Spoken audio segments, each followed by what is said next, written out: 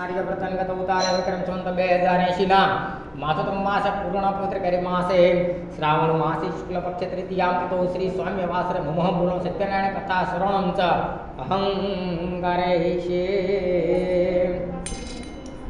નમો સ્તુતે વ્યાસ વિશાલ બુદ્ધે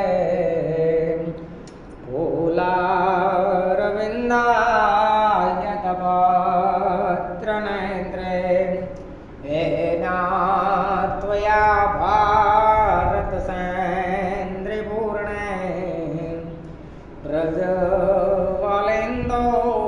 ज्ञानमय प्रदीपम अध्याय पहलो व्यासवासम बोलो श्री सत्यनारायण भगवान की जय द्वारकाधीश की जय गजानन गणपति महाराज की जय पवन सुत हनुमान की जय ओम नमः पार्वते पते हर हर महादेव।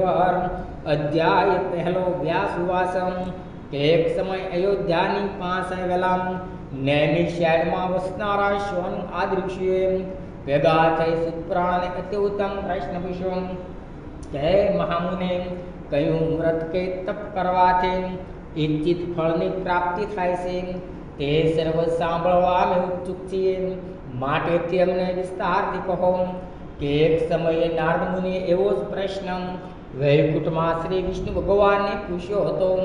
તેનો જે ઉત્તર શ્રી વિષ્ણુ ભગવાને આપ્યો હતો તે જ તમને કહું છું.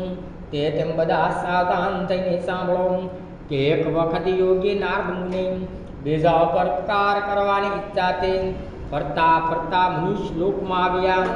તેમને અહીં જુદી જુદી જાતિઓમાં ઉત્પન્ન થયેલા પોતાના દૂષિત કર્મથી દુઃખી થતા અને અનેક પ્રકારની ચિંતાઓથી ઘેરાયેલા સર્વ લોકોને જોયા. ક્યાં ઉપાયે આ સર્વ લોકોના દુઃખ દૂર થાય એ વિચારે નારદ ઋષિ તે જ વખતે વિષ્ણુ લોકમાં ગયા.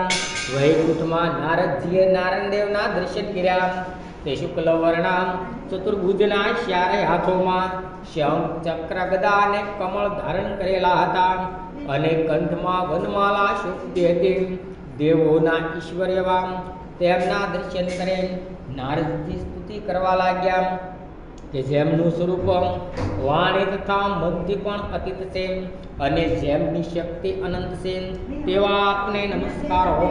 તમને આદિ મધ્ય અને અંત નથી. તમે નિર્ગુણ સતા ગુણ સ્વરૂપ છો. તમે સર્વના આદિ છો અને તમે જ ભક્તોના દુઃખ દૂર કરો છો. નારદની સ્થિતિ સાંભળે વિષ્ણુ ભગવાન બોલ્યા કે નારદજી, તમે શું હેતુ મનમાં રાખીને મારી પાસે આવ્યા છો તે મને કહો. નારદે કહ્યું કે હે પ્રભુ, મનુષ્ય લોકમાં સર્વજનો જુદી જુદી જાતિઓમાં ઉત્પન્ન થઈ અનેક પ્રકારના દુઃખોથી પીડાય છે. હે નાથ, તે જનુના દુઃખ ક્યાં ટૂંકા અને સરળ સાધનથી દૂર થાય તેનો ઉપાય આ ટૂંકાવંત પાસેથી હું સાંભળવા ઈચ્છું છું. શ્રી ભગવાન બોલ્યા કે હે વત્સ નારદ, તમે લોકોના હિતની ઈચ્છાથી સારી વાત મને પૂછી તો જે કરવાથી મનુષ્ય મોહમાંથી છૂટે એવો ઉપાય હું તમને કહું છું તે તમે સાંભળો.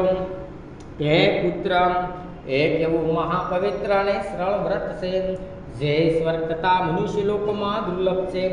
તમારા પ્રત્યેને સ્નેહ ભાવને લીધે તે હું તમને કહું છું. એ શ્રી સત્યનારાયણ વ્રત વિધિપૂર્વક કરવાથી મનુષ્ય તત્કાલ સુખ પામે છે અને દેહ છૂટા પછી મોક્ષ પામે છે.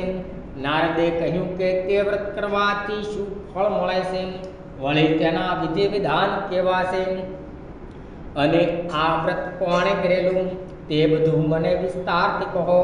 શ્રી ભગવાને કહ્યું કે વ્રત યાધિ વ્યાધિ ઉપાધિને ક્ષમાવે છે, સ્ત્રીઓને સૌભાગ્ય અને સંતતિ આપે છે, તેમજ સર્વત્ર વિજય અપાવે છે. આ વ્રત ભાવિકો ગમે તે દિવસે શ્રદ્ધા ભક્તિ પૂર્વક કરી શકે છે. ધર્મ પ્રાણ થઈ બ્રાહ્મણો અને પોતાના સગા સંબંધીઓ તથા ઇષ્ટ મિત્રોની સાથે પોતે સાયંકાલના સમયે સત્યનારાયણ દેવનું પૂજન કરવું, ભાવે કે ભક્તિથી નૈવેદ્ય ધરવું, તેમાં કેળા ઘઉંનો રવો સ્વાયામાં પેલાયમ, તેમાં ઘી ખાંડ નાખી ભગવાનને અર્પણ કરવું. કદાચ ઘઉંનો રવો ન મળે તો ચોખાનો લોટ લઈ શકાય, ખાંડને બદલે ગોળ લઈ શકાય, પણ બધી વસ્તુઓ સ્વાયામાં પેટ કરી ભાવે કે ભગવાનને ધરાવવે.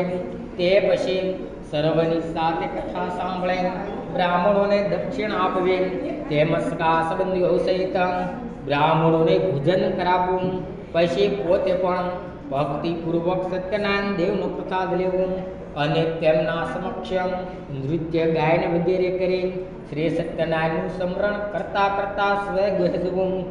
આ પ્રકારે શ્રી સત્યનારાયણનું વ્રત કરનારા ભાવિકોની મનોકામના અવશ્ય પૂર્ણ થાય છે. કલિયુગમાં મોટા દુઃખોમાંથી મુક્ત થવા માટે આ ઉત્તમ અને સરળ ઉપાય છે. इति श्री स्कंद पुराण रेवाखंडे श्री सत्यनारायण कथायां प्रथमोध्याय बोलो श्री सत्यनारायण भगवान